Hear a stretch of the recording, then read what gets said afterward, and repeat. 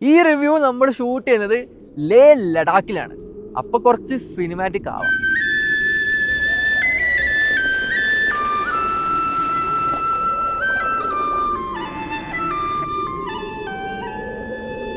സംസ്കാരങ്ങൾ, ഭാഷകൾ, യാത്രക്കാർ, സന്യാസിമാർ, പര്യവേശകർ എന്നിങ്ങനെ എല്ലാത്തിനെയും ഒന്നിപ്പിച്ച ചരിത്രം മാത്രമേ ലഡാക്കിന്റെ ഈ മണ്ണിനുള്ളൂ. അതുപോലെ ഒരു സംഗമത്തിന്റെ കഥയാണ് നിസാൻ ടെക്ടോൺ.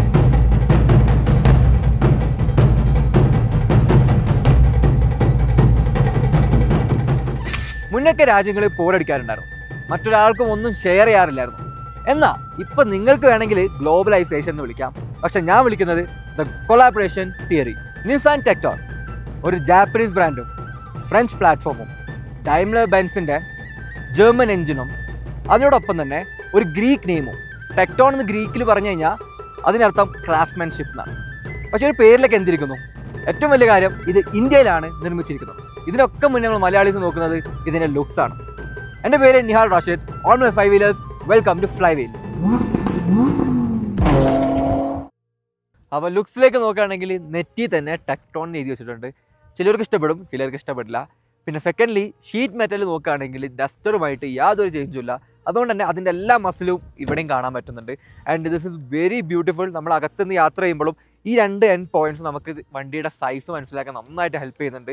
ആൻഡ് നല്ലൊരു ക്രീസാണ്, ചെറിയ മട്ടത്തിലൊന്നുമല്ല, അത്യാവശ്യം നന്നായിട്ട് തന്നെ കൊടുത്തിട്ടുണ്ട്. പിന്നെ താഴത്തേക്ക് വരുമ്പോൾ ദ ബേബി പെട്രോൾ നമുക്ക് കൃത്യമായിട്ട് മനസ്സിലാക്കാവുന്ന രീതിയിൽ ആണ് DRLs ഒക്കെ കൊടുത്തിട്ടുള്ളത്. പിന്നെ നമുക്ക് കുറച്ചൊരു നിസ്മോ ടച്ച്, ഈ റെഡ് സ്ട്രൈപ്സ് വരുന്നുണ്ട്. ത്രൂ ഔട്ട് റണ്ണിങ് ആണ്. ഇത് നമ്മുടെ 1.3 ലിറ്ററിൽ മാത്രമേ വരുന്നുള്ളൂ. അതായത് T280 എന്ന് പറഞ്ഞിട്ടുള്ള വേരിയൻറ്റിൽ മാത്രമേ വരുന്നുള്ളൂ. അതിന് താഴത്തേക്ക് നോക്കുകയാണെങ്കിൽ നമുക്ക് ഫങ്ഷണൽ ആയിട്ടുള്ള വെൻസ് കാണാൻ പറ്റും. അത് റിയൽ വെൻസ് ആണ്. അത് നമ്മുടെ ബ്രേക്സ് കൂൾ ചെയ്യാനൊക്കെ സഹായിക്കും. സാധാരണ വാഹനങ്ങൾ കാണുന്ന പോലെ ഒരു ഫേക്കറി അല്ല.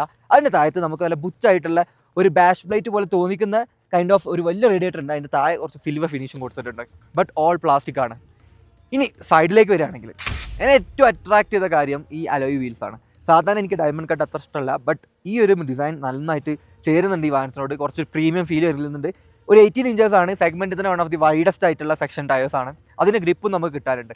ആൻഡ് സെക്കൻഡ്ലി നമുക്ക് ഈ വീൽ ആർച്ച് നോക്കുകയാണെങ്കിൽ സ്ക്വയർഡ് ഓഫ് ആണ്. നിസാൻ SUVസിൻ്റെ ഒരു DNA നിലനിർത്തുന്നുണ്ട്. ആൻഡ് ഇവിടെ നമുക്ക് T280 എന്നുള്ള നമ്മുടെ പവർ ട്രെയിനിൻ്റെ സ്റ്റിക്കർ ബാജിങ് കാണാം. അതിൻ്റെ തൊട്ടൊപ്പം നമുക്കൊരു ഹിമാലയൻ പോലെ കുറച്ച് മലനിരകളുടെ ഇത് കാണാൻ പറ്റും. അതുപോലെ തന്നെ നമ്മൾ ORMസിൽ ഇൻഡിക്കേറ്റേഴ്സ് കാണാൻ പറ്റും. അതിൻ്റെ താഴത്തേക്ക് നമുക്ക് കുറച്ച് പ്ലാസ്റ്റിക് ക്ലാഡിങ് ഉണ്ട്. ആൻഡ് ഈ എൻഡിലാണ് നമുക്ക് നിസാൻ എന്ന് കൊടുത്തിട്ടുള്ളത്. ടോപ്പിലേക്ക് നോക്കുകയാണെങ്കിൽ ഫങ്ഷണൽ ആയിട്ടുള്ള റൂഫ് റെയിൽസ് കാണാൻ പറ്റും. ബട്ട് സാഡ്ലി നമ്മുടെ നിയമത്തിൽ ഇതുവരെ അതൊന്നും അനുവദനീയമല്ല. ഇനി ബാക്കിലേക്ക് നോക്കുകയാണെങ്കിൽ സെയിം കുറച്ചും കൂടി ലോങ് ആയിട്ടുള്ള പെട്രോൾ ഫില്ലർ ക്യാപ്സ് ആണ് കാണാൻ പറ്റുന്നത്. ആൻഡ് ഫൈനലി നമുക്ക് ഡോർ ഹാൻഡിൽസ് നോക്കുകയാണെങ്കിൽ റിയർ ഡോർ ഹാൻഡിൽ കുറച്ച് ക്ലീനർ ലുക്കിന് വേണ്ടി ഇവിടുന്ന് മാറ്റിയിട്ട് ഇങ്ങോട്ട് പ്ലേസ് ചെയ്തിട്ടുണ്ട്. ഇതിനെപ്പറ്റി നിങ്ങളുടെ അഭിപ്രായം എന്താണെന്ന് താഴെ കമൻറ്റ്സ് ചെയ്ത് ഇറക്കുക. ഇനി നമുക്ക് ബാക്ക് സൈഡിലേക്ക് നോക്കാം. ബാക്ക് സൈഡിൽ എനിക്ക് ഏറ്റവും ഇഷ്ടപ്പെട്ടത് ഒരുപാട് പ്ലാസ്റ്റിക് ക്ലാഡിങ് ഒന്നുമില്ല, ഭയങ്കര ഒരു പ്രീമിയം നിലനിർത്തിയിട്ടുണ്ട്. ആൻഡ് ഈ കണക്റ്റഡ് DRLസും നമുക്കൊരു നിസാൻ DNA നമുക്ക് കാണാൻ പറ്റുന്നുണ്ട്. And this is not a same design as Duster. കുറച്ച് വ്യത്യാസങ്ങൾ വരുത്തിയിട്ടുണ്ട്. ആൻഡ് അഗൈൻ വലിയൊരു ടെക്ടോൺ എന്നുള്ള ബാഡ്ജിങ് കാണാൻ പറ്റും. ആൻഡ് ചെറിയൊരു സ്പോയിലർ കാണാൻ പറ്റും. ഈ വണ്ടി കുറച്ച് അഴുക്കാണ്, എന്തായാലും വേറെ ഫുട്ടേജ് ഞാൻ കാണിച്ചു തരാം. ഇനി താഴത്തേക്കൊക്കെ നോക്കുകയാണെങ്കിൽ നിങ്ങൾക്ക് നല്ല ബ്രഷ്ഡ് ആയിട്ടുള്ള അലൂമിനിയം ഫിനിഷ് കാണാൻ പറ്റും. ഓൾ ബുച്ച് പ്ലാസ്റ്റിക്, അത് കുറച്ച് തള്ളി നിൽക്കുന്നുണ്ട് ബോഡിയിൽ നിന്ന്. ആൻഡ് നമ്പേഴ്സ് നോക്കുകയാണെങ്കിൽ ഈ സെഗ്മെൻറ്റിൽ ഇപ്പോൾ the longest car is Nissan Tekton. ഇത് കഴിഞ്ഞിട്ടാണ് ഡസ്റ്റർ വരുന്നത്. ആൻഡ് അതും കഴിഞ്ഞിട്ടാണ് സിയാറ വരുന്നത്. ഇനി ബൂട്ട് സ്പേസിലേക്ക് നോക്കുകയാണെങ്കിൽ സെഗ്മെൻറ്റ് തന്നെ ഏറ്റവും വലിയ ബൂട്ട് സ്പേസ് ആണ്. സോ പവേർഡ് ആണ്. ജസ്റ്റ് കാര്യങ്ങളൊന്നുമില്ല. ഇവിടെ വരെ നോക്കുകയാണെങ്കിൽ till the roof 200 litres of capacity ആണ്. ആൻഡ് ട്രേ വരെ നോക്കുകയാണെങ്കിൽ 418 ലിറ്റേഴ്സ് ഓഫ് കപ്പാസിറ്റി ആണ്. നിങ്ങൾക്കിപ്പോൾ നോക്കിയാൽ കാണാം നമ്മുടെ സാധനങ്ങളൊക്കെ വെച്ചിട്ടും ഇഷ്ടം പോലെ സ്ഥലം ബാക്കിയാണ്. ഇനി അകത്തെ കാര്യങ്ങൾ നോക്കാം.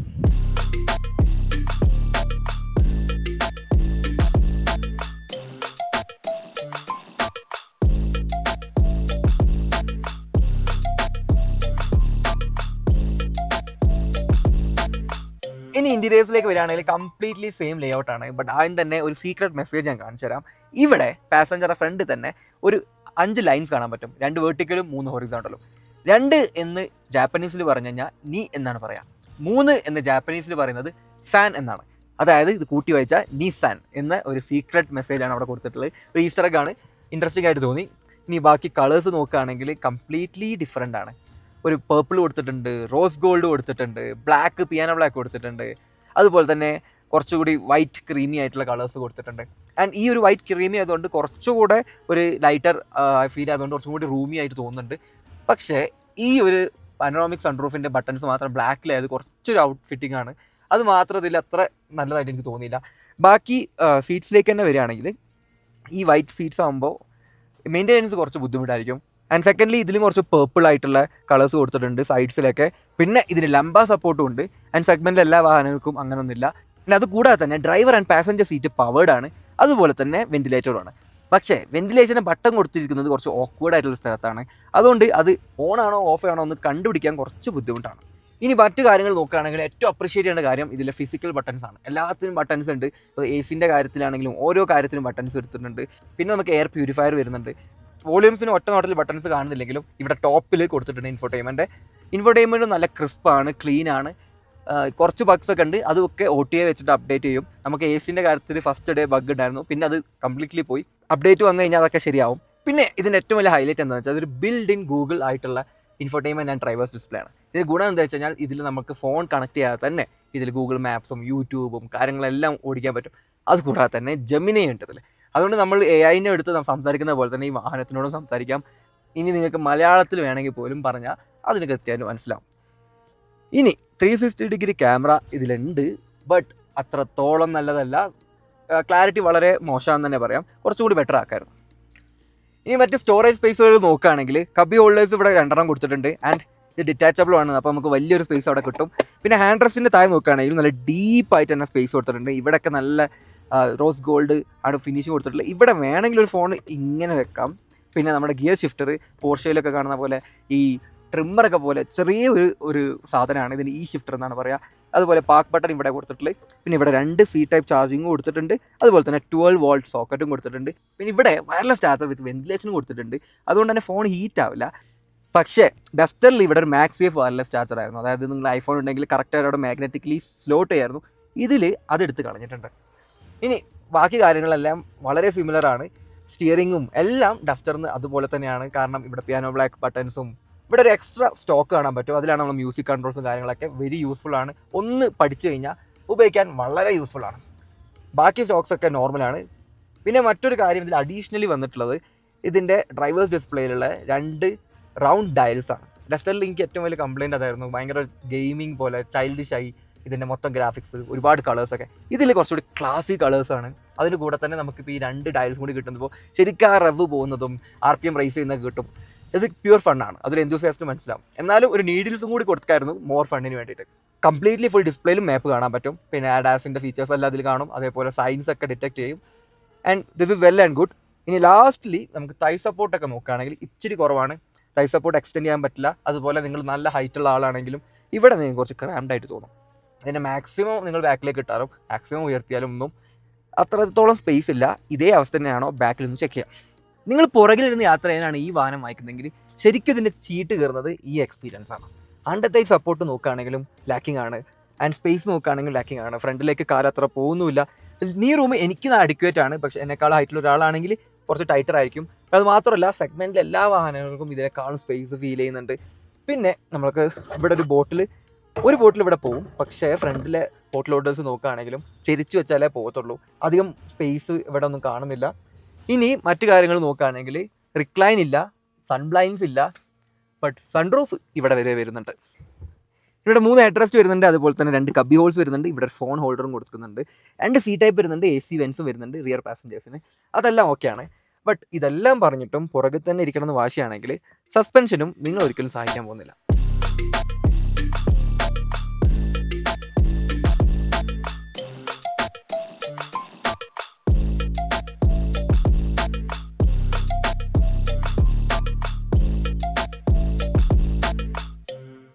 ഇന്ത്യയിലെ ഏറ്റവും വലിയ പ്രകൃതിപരമായിട്ടുള്ള പരീക്ഷണശാലയിലാണ് ഇന്ന് നമ്മുടെ എല്ലാ ടെസ്റ്റുകളും ചെയ്യാൻ പോകുന്നത്. ഇത്രയും ഉയരങ്ങളിലൊക്കെ മനുഷ്യൻ കുറച്ച് ബുദ്ധിമുട്ടും, അതുപോലെ തന്നെ മെഷീൻസും കുറച്ച് ബുദ്ധിമുട്ടും. കാരണം ഇവിടെ എയർ ഇത്രയും തിന്നാണ്, ഓക്സിജൻ ഇത്രയും കുറവാണ്. അപ്പം അങ്ങനെ നോക്കുമ്പോൾ നമുക്ക് 161 HP 280 Nm ആണ് ഈ എൻജിൻ പ്രൊഡ്യൂസ് ചെയ്യുന്നത്. 1.3 ലിറ്റർ ടർബോ ചാർജ് പെട്രോൾ. ഇതൊക്കെ വെറും പേപ്പറിൽ മാത്രമേ ഉള്ളൂ. അങ്ങനെ ചോദിച്ചാൽ ഒരിക്കലും എല്ലാം തന്നെ ഞാൻ പറയും. പക്ഷേ ലാഗ് ഉണ്ട്, ടെർബോ ലാഗ് ഉണ്ട്. ഇപ്പം നിങ്ങൾ പോകുന്നത് കണ്ടാൽ മനസ്സിലാവും. നമ്മുടെ ഈ DCT ആയതുകൊണ്ട് തന്നെ അത്യാവശ്യം പുഷ് ചെയ്യാൻ പറ്റുന്നുണ്ട്. ആ ടെർബോ റേഞ്ചിൽ തന്നെ കീപ്പ് ചെയ്യുന്നുണ്ട്. 2500 to 800 വരെയാണ് നമുക്ക് ആ ടെർബോ സ്റ്റാർട്ട് ചെയ്യുന്നുള്ളൂ. അതിന് താഴത്തേക്ക് അത്യാവശ്യം പവർ ഡിപ്പ് തന്നെയാണുള്ളത്. അതിന് ശേഷം ഒരു നല്ലൊരു സർജ് ആയിരുന്നത്. പിന്നെ ടോപ്പ് എൻഡും കുറച്ച് കുറവാണ്. ബട്ട് ഈ DCTയിൽ അത്ര വലിയ വിഷയമില്ല. പിന്നെ അതുപോലെ നമുക്ക് ഈ മൈനസ് പ്രസ് ചെയ്ത് ഹോൾഡ് ചെയ്യുകയാണെങ്കിൽ കുറച്ച് മാനുവൽ മോഡിലേക്ക് മാറും. പിന്നെ നമുക്ക് കംപ്ലീറ്റ് കൺട്രോളാണ്. നമ്മൾ ഷിഫ്റ്റ് ചെയ്യാണ്ട് അധികം ഷിഫ്റ്റ് ചെയ്യില്ല, മാക്സിമം കിട്ടുന്നുണ്ട്. പിന്നെ നമുക്ക് അതേപോലെ പാഡൽ ഷിഫ്റ്റേഴ്സ് കുറച്ച് നല്ല ക്വിക്കായിട്ട് എനിക്ക് ഫീൽ ചെയ്തു. ഈ സെഗ്മെൻറ്റിൽ അധികം പാഡൽ ഷിഫ്റ്റേഴ്സും അത്ര അപ് ടു മാർക്കല്ല, കുറച്ച് ലാഗ് ഉണ്ടാവാറുണ്ട്. ഇവിടെ പാഡൽ ഷിഫ്റ്റേഴ്സ് ഓക്കെയാണ്. ഇവിടെ ടെക്ട്രോണിക് ഫംഗ്ഷൻ ഒന്നുമില്ല. ഇത് വെറും ഒരു ഷിഫ്റ്ററാണ്. ഇത് ശരിക്കും കണക്റ്റഡ് പോലുമല്ല, ഇലക്ട്രോണിക്കലി ആണ്, മെക്കാനിക്കലി കണക്റ്റഡ് അല്ല. ബാക്കി പെർഫോമൻസിൻ്റെ കാര്യം പറയുകയാണെങ്കിൽ ഇത് നല്ല റവ് ഹാപ്പി ആയിട്ടുള്ള എഞ്ചിനാണ്. നല്ല റിങ് ചെയ്ത് ഓടിക്കാൻ ഇഷ്ടപ്പെട്ട ഒരു എഞ്ചിനാണ്. ആൻഡ് ഡ്രൈവേഴ്സിന് ഇത് ശരിക്കും ഇഷ്ടപ്പെടും. പിന്നെ ടർബോ സ്പൂളൊക്കെ നമുക്ക് ശ്രദ്ധിച്ച് നോക്കിയാൽ കേൾക്കാം. അത്യാവശ്യം ഉള്ളിലേക്ക് ശബ്ദം വരുന്നുണ്ട്, പക്ഷേ അരോചകമായിട്ടുള്ള ശബ്ദമല്ല. ഇപ്പോൾ നമ്മൾ ടോപ്പ് എൻഡ് ആയതുകൊണ്ട് തന്നെ NVH ഒക്കെ അത്യാവശ്യം കൊള്ളാം, കാരണം അക്യൂസ്റ്റിക് ക്ലാസ് ആണ്. ഇനി മറ്റൊരു എഞ്ചിൻ ഓപ്ഷനും കൂടി ഉള്ളത് T160 ആണ്. ഇത് T280 ആയിരുന്നു. അതായത് ഇവർ ടോർക്ക് വെച്ചാണ് നെയിം ചെയ്യുന്നത്. ഡസ്റ്ററിലാണെങ്കിൽ അവർ പവർ വെച്ചിട്ടാണ് എഞ്ചിൻ നെയിം ചെയ്യുന്നത്. ചെറിയൊരു ചേഞ്ച്, ഒരു വെറൈറ്റിക്ക് നമുക്ക് മനസ്സിലാക്കാൻ പറ്റുന്നത്. ആ വാഹനം നമ്മൾ ഓടിച്ചിട്ടില്ല, ആ റിവ്യൂ നമുക്ക് പിന്നെ ഒരിക്കൽ കൊണ്ടുവരാം. ഇനി നിസാൻ ടെക്ടോൺ വരുന്നത് ഈ സെഗ്മെൻറ്റിലെ 11ാമനായിട്ടാണ്. അതായത് 10 മറ്റ് കോമ്പറ്റീഷൻസ് ഉണ്ട്. കളി ശരിക്കും മുറുകാണ്. പിന്നെ കളിക്കുന്നത് ഡീസലിൻ്റെ ഗെയിമാണെങ്കിൽ നിസാൻ എന്തായാലും ഡക്ക. നിസാനിൽ അങ്ങനെ ഒരു ഓപ്ഷൻ വരുന്നില്ല. പിന്നെ സ്വന്തം സഹോദരൻ്റെ അടുത്ത് പോലും മൈലേജിന് വേണ്ടിയിട്ട് ഒരു ഹൈബ്രിഡ് വരുന്നുണ്ട് ഈ വരുന്ന ദീപാവലിക്ക്. അതും നിസാൻ ടെക്ടോണിലില്ല. നമുക്കിവിടെ 2 എഞ്ചിൻ ഓപ്ഷൻസേ ഉള്ളൂ. ആൻഡ് ഇവിടുത്തെ നമുക്ക് ഫ്യൂൽ എഫിഷ്യൻസി നോക്കുകയാണെങ്കിൽ അത്യാവശ്യം ഇപ്പോൾ ഇത്രയും ഹില്ലി ആയിട്ട് ഇത്രയും പുഷ് ചെയ്ത് ഓടിച്ചിട്ട് 11 കിട്ടുന്നുണ്ട്. അത് ശരിക്കും സർപ്രൈസിങ് ആണ്. നമ്മുടെ നാട്ടിലൊക്കെ ആണെങ്കിൽ കുറച്ചുകൂടി ബെറ്റർ മൈലേജ് ഞാൻ എക്സ്പെക്ട് ചെയ്യുന്നുണ്ട്. അവർ ക്ലെയിം ചെയ്ത് ഞാൻ താഴെ കൊടുക്കാം എത്രയാണ്. പക്ഷേ ആ കുഞ്ഞൻ എഞ്ചിൻ ഒരിക്കലും ഒരു ഓട്ടോമാറ്റിക്കിന് കൂടെ വരുന്നില്ല, മാനുവലിൻ്റെ കൂടെ തന്നെ വരുന്നുള്ളൂ. ഡസ്റ്ററിലും അതുപോലെ തന്നെയാണ്. അത് ശരിക്കും ഒരു മിസ്ഡ് ഓപ്പർച്യൂണിറ്റിയാണ്. കാരണം കൂടുതൽ ബയേഴ്സും ആ 1 ലിറ്റർ എഞ്ചിൻ ആയിരിക്കും. ആ 3 സിലിണ്ടർ ആണെങ്കിൽ പോലും കൂടുതൽ ബയേഴ്സിനും അത് മതി, അത് അഡിക്വേറ്റ് ആണ്. ഇനി നിങ്ങളെപ്പോലെ എന്തൂസിയാസ്റ്റുകൾക്ക് വേണ്ടിയിട്ടാണ് ഈ DCT വരുന്നത്. ഇത് വെറും DCT അല്ല, അതൊരു വെറ്റ് ക്ലച്ച് DCT കൂടിയാണ്. നമുക്ക് മറ്റ് ബ്രാൻഡ്സിലെ കാണാം കുറച്ച് ഹീറ്റിംഗ് ഇഷ്യൂസും കാര്യങ്ങളൊക്കെ വരുന്നുണ്ട്. ഈ ഒരു സംഭവം അത് ഇല്ലാണ്ടാക്കും. പിന്നെ ഇത് കുറച്ച് റിലയബിലിറ്റിയും കൂടി ബെറ്റർ ആക്കും. ഗിയർ ബോക്സ് അധികം ഹീറ്റ് ആകത്തുകൊണ്ട്. ഈ ഗിയർ ബോക്സ് ശരിക്കും ഒരു ടോർക്ക് കൺവെർട്ടർ പോലെയാണ് വർക്ക് ചെയ്യുന്നത്. അതിൻ്റെ ക്യാരക്ടർ അങ്ങനെ കേട്ടോ, സെയിം അല്ല. ഇതൊരു വെറ്റ് ക്ലച്ച് ആയതുകൊണ്ടായിരിക്കാം മേ ബി കുറച്ചും കൂടി കൺസർവേറ്റീവ് ആണ് ഷിഫ്റ്റൊക്കെ. വളരെ ക്വിക്ക് ഷിഫ്റ്റ് ഒന്നുമല്ല. DCTയുടെ അത്ര ഒരു സ്പീഡോ ഒരു പഞ്ചോ ഫീൽ ചെയ്യുന്നില്ല. ബട്ട് ഇത് എനിക്ക് ടൈംലി ആയിട്ട് തന്നെ തോന്നി. പിന്നെ സ്പോർട്ട് മോഡിൻ്റെ ഒക്കെ ഒരു കുറവുണ്ട്. നമുക്ക് കംഫർട്ട് ആൻഡ് എക്കോ മോഡ് മാത്രമേ ഉള്ളൂ. എക്കോ മോഡ് ഒന്ന് ട്രൈ ചെയ്ത് നോക്കാം അല്ലേ, ഫോർ ദ ടെസ്റ്റ്. അല്ലേ വേണ്ട, എന്നെ കൊണ്ട് പറ്റില്ല ഗൈസ്. ഇവിടെ ആരെങ്കിലും എക്കോ മോഡിൽ ഓടിക്കും. ഒരുപാട് ഫണ്ണാണ് ഈ വണ്ടി ഓടിക്കാൻ. ഇത് ശരിക്കും നമ്മളെ ഫാമിലിനെ കൺവിൻസ് ചെയ്തിട്ട് ഒരു ഫൺ കാർ മേടിക്കണം എന്നുണ്ടെങ്കിൽ നിസാൻ ടെക്ടോണിലേക്ക് ശരിക്കും പോവാം. ഇനി റോഡ് പ്രസൻസ് നോക്കുകയാണെങ്കിലും ഗംഭീര റോഡ് പ്രസൻസ് ആണ്. എൻ്റെ ബാക്കിലെ ഫുൾ കോൺവോയ്, നമ്മൾ 60 കാർസോളം ഉണ്ട് ഈ കോൺവോയിൽ. ആൻഡ് മേ ബി ഇതൊരു റെക്കോർഡും ആയേക്കാം. അത് കാത്തിരിക്കേണ്ട കാര്യമാണ്. ഇനി ഇതിൻ്റെ വിസിബിലിറ്റി നോക്കുകയാണെങ്കിൽ ഈ കാണുന്ന 2 ഹോഞ്ചസ് ഉണ്ട്. കംപ്ലീറ്റ്ലി വലിയ മസിൽസ് ആണ് ബോണറ്റ് കൊടുത്തിട്ടുള്ളത്. അത് ഭയങ്കര ഹെൽപ്ഫുൾ ആണ്. വണ്ടിയുടെ കറക്റ്റ് എഡ്ജ് അറിയാൻ പറ്റും, എവിടെ പ്ലേസ് ചെയ്യണമെന്ന് അറിയാൻ പറ്റും. ഒരു സൈസിൻ്റെ കാര്യത്തിൽ നമുക്ക് യാതൊരു കൺഫ്യൂഷൻ വരില്ല. പിന്നെ ഗ്ലാസ് ഏരിയ, വിസിബിലിറ്റി എല്ലാം സ്പോട്ട് ഓൺ ആണ്. ഒരു ജാപ്പനീസ് മേക്കറിന്ന് നമ്മൾ പ്രതീക്ഷിക്കാവുന്ന അതേ ഒരു കൈൻഡ് ഓഫ് ഇതാണ്. ഒരു ഫ്രഞ്ച് കുക്സ് ഒന്നും എവിടെയും കാണാനില്ല, വലിയ മിറേഴ്സാണ്. പിന്നെ സിറ്റിങ്ങിൻ്റെ കാര്യത്തിൽ എനിക്ക് ചെറിയൊരു ഹാൻഡ് റെസ്റ്റ് ഒന്നും മേലെ ഒന്ന് താഴെയായിട്ടുള്ളൊരു ചെറിയൊരു കൺഫ്യൂഷൻ ഉണ്ട്. അതിന് സീറ്റ് നല്ലൊന്ന് ലോ ആക്കിയാൽ ഓക്കെയാണ്. ബട്ട് നിങ്ങൾക്ക് ആ പ്രശ്നം വരണമെന്നില്ല. അതർവൈസ് നമുക്ക് നല്ല ഹൈറ്റിലിട്ട് കഴിഞ്ഞാൽ ചെയർ ലൈക്ക് സിറ്റിംഗ് ആണ്, റിലാക്സ്ഡ് ആണ്. സീറ്റ്സ് ഒക്കെ വളരെ ലാർജ് ആണ്, എക്കണോമിക്കലി വളരെ സോർട്ടഡ് ആണ്. സ്റ്റിയറിങ്ങും ഡബിൾ D കട്ടാണ്. കറക്റ്റ് നമ്മുടെ കയ്യിന് പാകമായിട്ടുള്ള സൈസാണ്. ബാക്കി ഡ്രൈവർക്ക് വേണ്ട കാര്യങ്ങളെല്ലാം നീറ്റ്ലി ബട്ടൺസിലായിട്ട് ലേ ഔട്ട് ചെയ്തിട്ടുണ്ട്. എന്തിനേറെ പറയാൻ, നമ്മുടെ സൺറൂഫിന് പോലും 2 ബട്ടൺ കൊടുത്തിട്ടുണ്ട്. ഒന്ന് സൺ ഷെയ്ഡ് തുറക്കാൻ, പിന്നെ ഒന്ന് ഗ്ലാസ് തുറക്കാൻ. ബാക്കി AC കാര്യം നിങ്ങൾ കണ്ടിട്ടുണ്ടാവും ഓൾറെഡി. ഇത്രയും കുറേ ബട്ടൺസ് ശരിക്കും അപ്രീഷിയേറ്റബിൾ ആണ്. ഈ കാലത്തൊന്നും കിട്ടാനില്ല. എന്ത് ചെയ്യാൻ, എല്ലാം ടച്ച് ബേസ്ഡ് ആണ്. കൈ തട്ടി ഇതായി ഹൈടെക് തലവേദനയാണ്. ഇനി ഇപ്പുറത്ത് ഒരു സ്പെഷ്യൽ ബട്ടൺ ഉണ്ട്, ഡസ്റ്ററിൽ നിന്ന് കണ്ടിട്ടുണ്ടാവും. ADAS ഓഫ് ചെയ്യാനുള്ള 1 സിംഗിൾ ബട്ടൺ. നമ്മൾ പേഴ്സണൽ മോഡ്, പെർസോ എന്ന മോഡ് സെറ്റ് ചെയ്തിട്ട് അതിൽ നമുക്ക് എല്ലാം ഓഫ് ചെയ്യുകയാണെങ്കിൽ ആ ഒരൊറ്റ ബട്ടൺ വെച്ചിട്ട് നമുക്ക് ADAS കംപ്ലീറ്റ്ലി ഓഫ് ചെയ്യാം. വാവ്, അടിപൊളി. പിന്നെ നമ്മുടെ പാർക്കിംഗ് ബ്രേക്കും ഓട്ടോ ഹോൾഡും എല്ലാം ഇവിടെ ബട്ടൺസ് ആയിട്ടാണ് കൊടുത്തിട്ടുള്ളത്. ഇനി പെഡൽസിൻ്റെ സ്പേസസ് നോക്കുകയാണെങ്കിൽ കുറച്ച് സ്പേസ് കുറവാണ്, ബട്ട് ഫുട്ട് റെസ്റ്റ് ഉണ്ട്. പിന്നെ ഡെഡ് പെഡലും കൊടുത്തിട്ടുണ്ട്. സോ പെഡൽസിൻ്റെ കാര്യത്തിലും ഇഷ്യൂസ് ഒന്നുമില്ല എക്കണോമിക്കലി. ഇവിടുത്തെ ഒരു പ്രത്യേകത എന്താണെന്ന് വെച്ചാൽ നിങ്ങൾ ഈ കാണുന്ന മലനിരകൾ ഓരോ വർഷവും 5 സെൻറ്റിമീറ്ററോളം വീണ്ടും ഉയരുന്നുണ്ട്. അതിന് കാരണം പറയുന്നത് പണ്ടെങ്ങാനും കൂട്ടിയിടിച്ച 2 ടെക്ടോണിക് പ്ലേറ്റ് ആണ്. ആൻഡ് നമ്മുടെ ടെക്ടോണും കറക്റ്റ് സ്ഥലത്താണ് വന്നേക്കണം. ഇപ്പോൾ റൈഡ് ആൻഡ് ഹാൻഡ്ലിങ് നോക്കുകയാണെങ്കിൽ നല്ല റോട്ടിൽ എല്ലാ വണ്ടി നന്നായിട്ട് തന്നെ പോകും.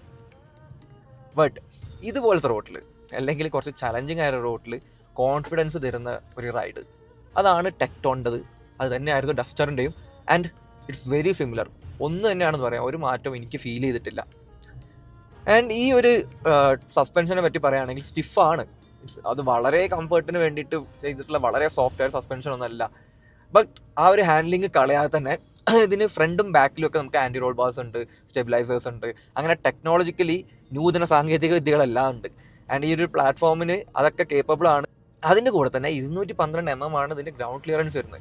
എന്നിട്ടും ബോഡി റോൾ ഇത്ര മിനിമലായിട്ട് അവർ കണ്ടെയ്ൻ ചെയ്തത് ശരിക്കും അപ്രിഷ്യേറ്റബിൾ ആണ്. ആൻഡ് അതെനിക്ക് വളരെ ഇഷ്ടപ്പെട്ടു. ഇനി ഇതിലും കുറച്ചും കൂടി സ്പോർട്ടി ആയിട്ടുള്ള സസ്പെൻഷൻ ചോദിക്കുകയാണെങ്കിൽ നമുക്ക് ജർമ്മൻസിൽ തന്നെ പോകേണ്ടി വരും. ഒന്നെങ്കിൽ ഫോക്സ് വാഗൺ, ടൈഗൺ, അതല്ലെങ്കിൽ നമ്മുടെ കുഷാക്ക്. ബട്ട് ഇത് നല്ലൊരു മിഡിൽ ഗ്രൗണ്ടിലാണ്.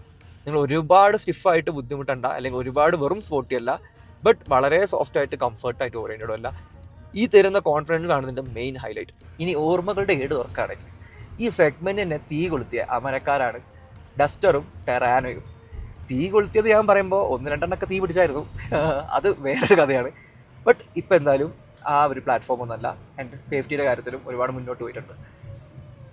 ഇനി ഈ ഒരു വാഹനത്തിനെ പറ്റി പറയുകയാണെങ്കിൽ പണ്ടത്തെ പോലെ തന്നെ ഡസ്റ്റർ ബേസ്ഡ് ആണ്. But all new 2026 Duster based ആണ്. അതും കംപ്ലീറ്റ്ലി ഇന്ത്യൻ സ്പെക്കിന് വേണ്ടിയിട്ട് ഇവർ രണ്ടുപേരും കൂടി കോ ഡെവലപ്പ് ചെയ്തിട്ടുള്ളതാണ്. പുറത്ത് CMFP പ്ലാറ്റ്ഫോം ആണെങ്കിൽ ഇപ്പോൾ RGMP പ്ലാറ്റ്ഫോമാണ്.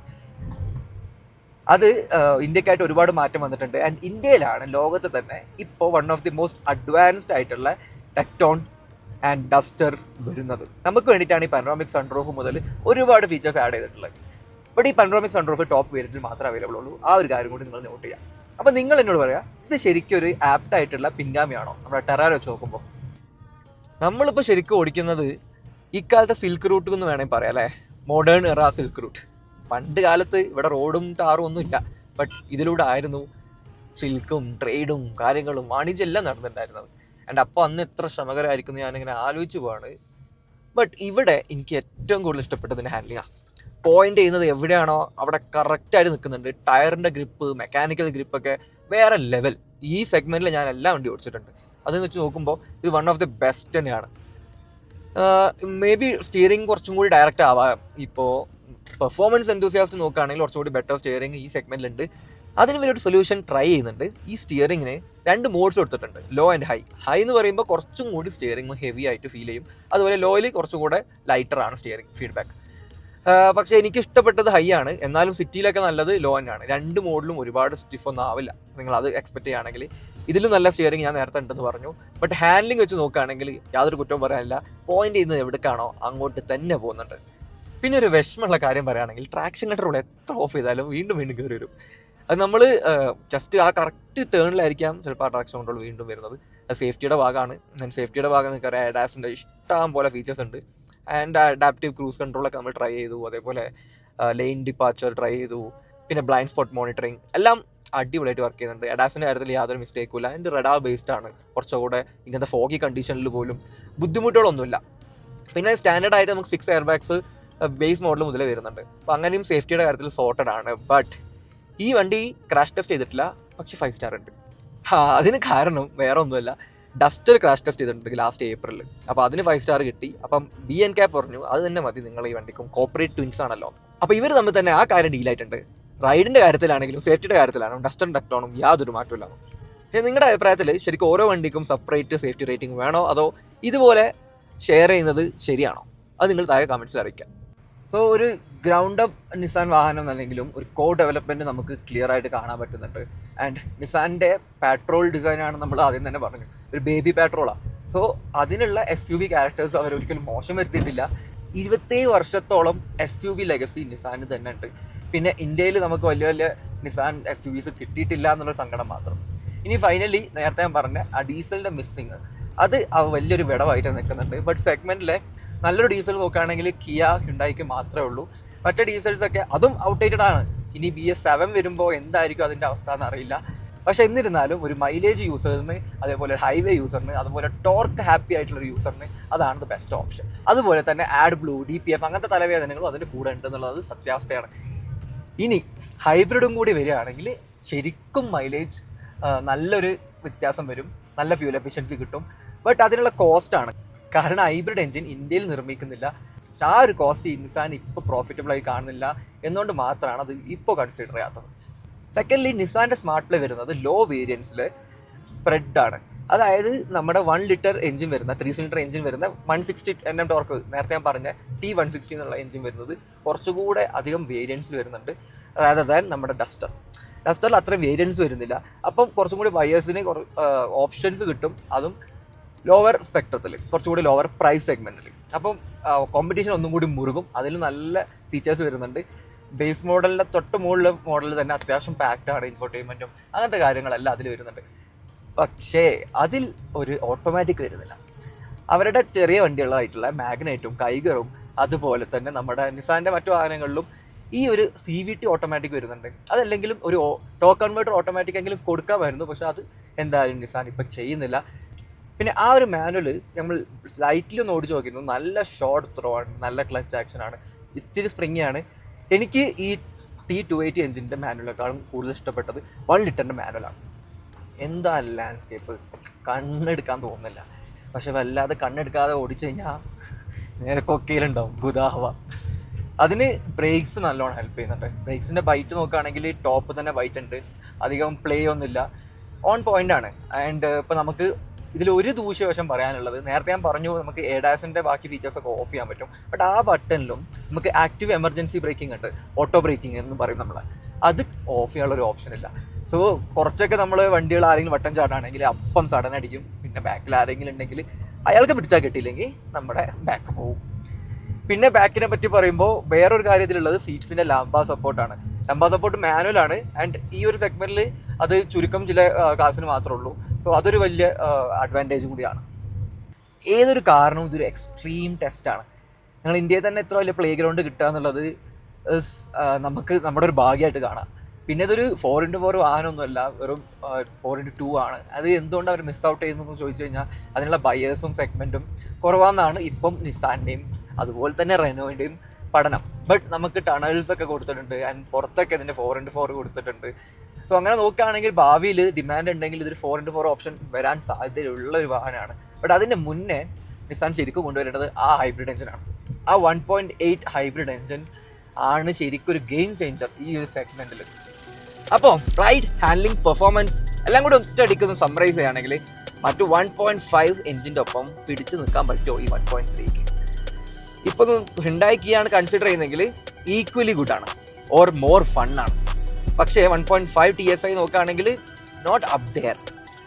ആൻഡ് സെക്കൻഡ്ലി, ഹാൻഡ്ലിംഗ് അടിപൊളിയാണോ? അടിപൊളിയാണ്. പിന്നെ റൈഡ് ആൻഡ് കംഫർട്ട് അടിപൊളിയാണോ? അടിപൊളിയാണ്. സ്റ്റിയറിംഗ് ഫീഡ്ബാക്ക് അടിപൊളിയാണോ? അടിപൊളിയാണ്. ഇനി ഡ്രൈവേഴ്സ് കാറാണോ? വൺ ഓഫ് ദി ബെസ്റ്റ് ആണ്. ഫാമിലി കാറാണോ? അതുമാണ്. ഒരു സോഫ്റ്റ് സസ്പെൻഷൻ ആണോ? അതല്ല. ഇനി പെർഫോമൻസ് എങ്ങനെയുണ്ട്? ആവശ്യത്തിന്. ഈ ബ്രേക്സ് നോക്കുകയാണെങ്കിൽ ഓൺ പോയിന്റ്, നല്ല ബൈറ്റ് ഉണ്ട്. ഈ ലോകത്ത് എല്ലാ കാര്യത്തിനും പ്രിവിലേജ് ഉണ്ട്. ആൻഡ് നിസാൻ ടെക്നോന്റെ കാര്യം നോക്കുകയാണെങ്കിൽ 10,49,900 മുതൽ സ്റ്റാർട്ട് ചെയ്തിട്ട് 18,59,000 വരെയാണ് ഇതിന്റെ എക്സ്ഷോറൂം വില പോകുന്നത്. ഇനി ഡസ്റ്ററുമായിട്ട് കമ്പയർ ചെയ്യുമ്പോൾ ടോപ്പ് എൻഡിന് 10,000 രൂപ നമ്മുടെ ടെക്നോണിൽ കൂടുതലാണ്. ഇനി വാറന്റിയുടെ കാര്യം നോക്കുകയാണെങ്കിൽ രണ്ട് വണ്ടിക്കും സ്റ്റാൻഡേർഡ് ആയിട്ട് 3 വർഷം വാറന്റി വരുന്നുണ്ട്. അതുകൂടാതെ എക്സ്റ്റൻഡഡ് വാറന്റി നിസാൻ ടെക്നോണിൽ നമുക്ക് 10 വർഷം വരെ എക്സ്റ്റെൻഡ് ചെയ്യാൻ പറ്റും. ബട്ട് ഡസ്റ്റർ ആണെങ്കിൽ നിങ്ങൾക്ക് 7 വർഷം വരെ ഉള്ളൂ. ഇതാണ് തമ്മിലുള്ള വ്യത്യാസവും വിലയും.